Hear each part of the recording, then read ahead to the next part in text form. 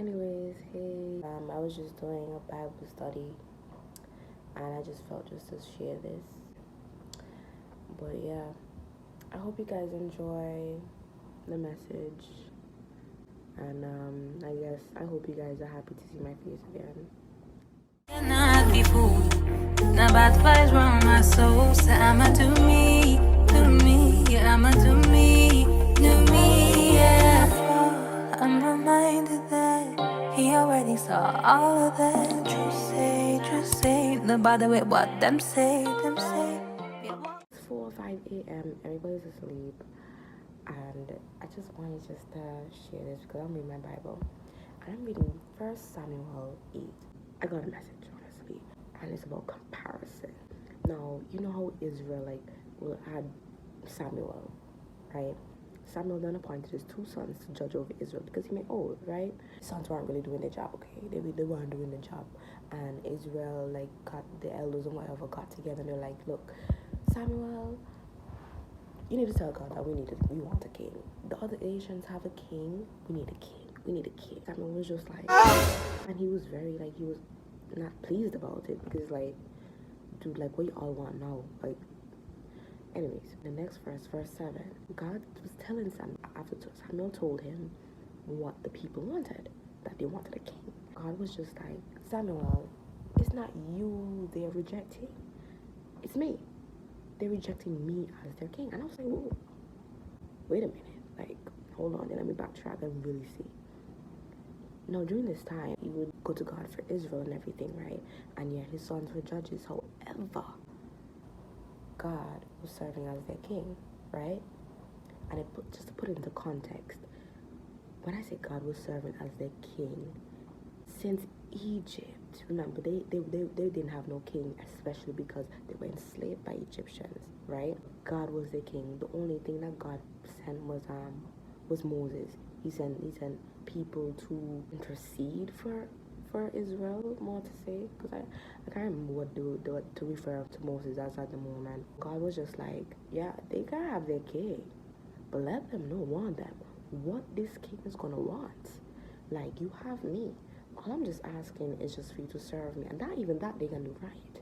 They can't even just fully serve God. They can't just say, God, here I am, and stay there. They gotta serve other gods and stuff.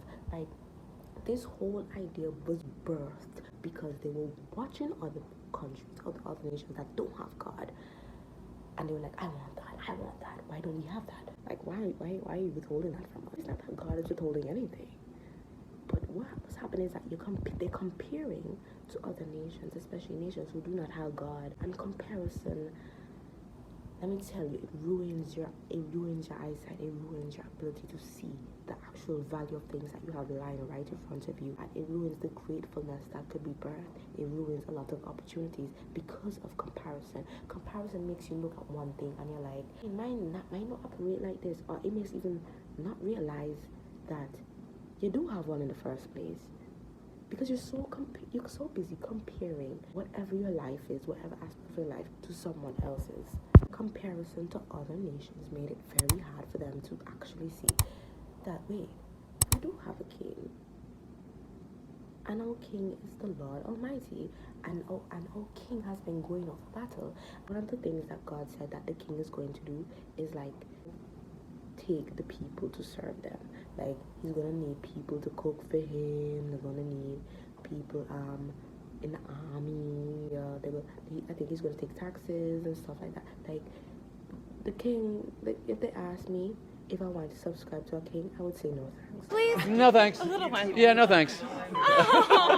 Me personally, after that long epistle of things that the king go on, I say, God, actually you're right. We don't need a king. Because if we have a king already and that's you, how hard that can that be? A king. And the main things that they needed as a king, which was to go forward and serve them in battle and actually judge situations. Because remember, kings do preside over disputes. But who is more just in this world than God? God made up the word just. God is just. He's good.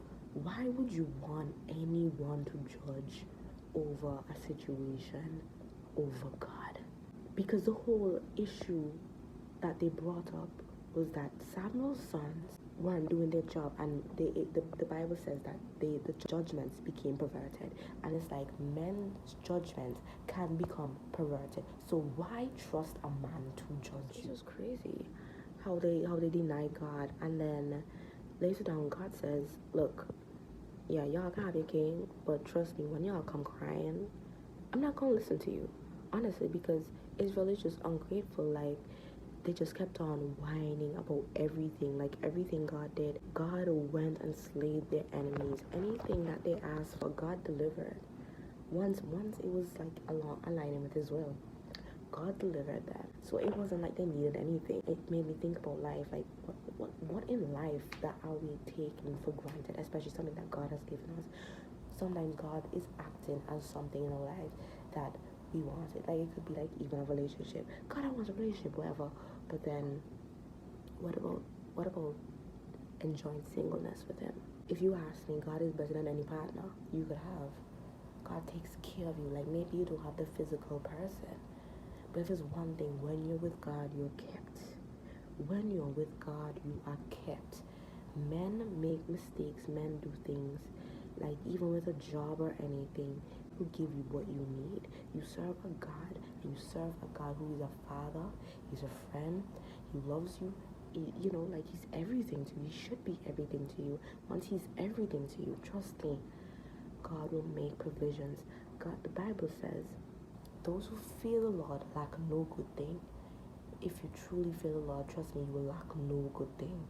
And I'm telling you, when I give things to God, I say, God, look, I am struggling here. I remember I told God, look, God, I'm struggling with money. The same day, I went home with $70 extra in my hand. And I know you might say it's not much, but it meant so much, because it's like, I don't normally get tips. I don't normally get like so spontaneous money, but somebody just felt to be generous to me. 2 people actually felt to be generous to me and blessed me that same day. And I said, God, you hear me. Even the littlest things, He hears us. I said, God, my business has been slow. Man, I got 1 order, and it was an order enough for like 3 people. And I said, God, you're so good. And He hears us. He hears us, like, and He does it just like that. I'm not saying He's a genie. He's not a genie. But I'm telling you, when you put your situations in God and you rely on God how we're supposed to rely on our Father, best thing you could ever do. And I'm just saying, don't be like Israel. Be content in the Lord. Be content in where He has you. It might not look good. It might not look the same as what the people are around you. He might have them in a different season, or He might not even be with them at all. But either way, you should not compare. Once you know you're walking with the Lord, make sure you walk with the Lord. And I'm telling you, God will make provisions for you wherever you are. Don't compare. Be content. All I gotta say, child, it's a word.